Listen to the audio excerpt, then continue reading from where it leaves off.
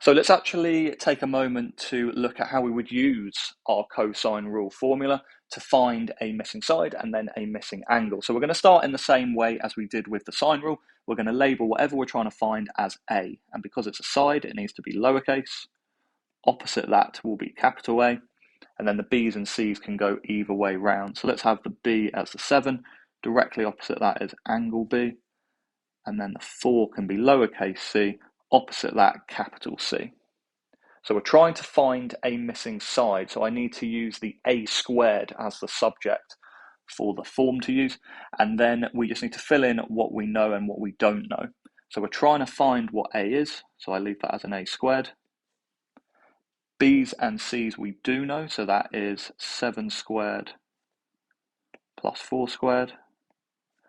Take away, and this is where I like to put it all in a bracket because everything here is being times together.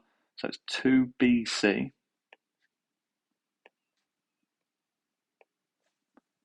times by cos of angle A, which we know is 33.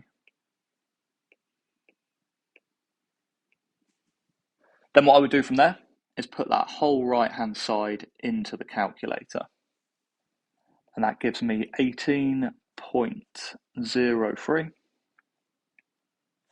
And then final step from here, try not to forget this, we just need to square root because we don't want to know what a squared is, we want to know what a is.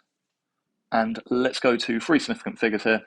Always want to do at least 3. The more the better though. If it doesn't state what to round it to, it's going to be 4.25.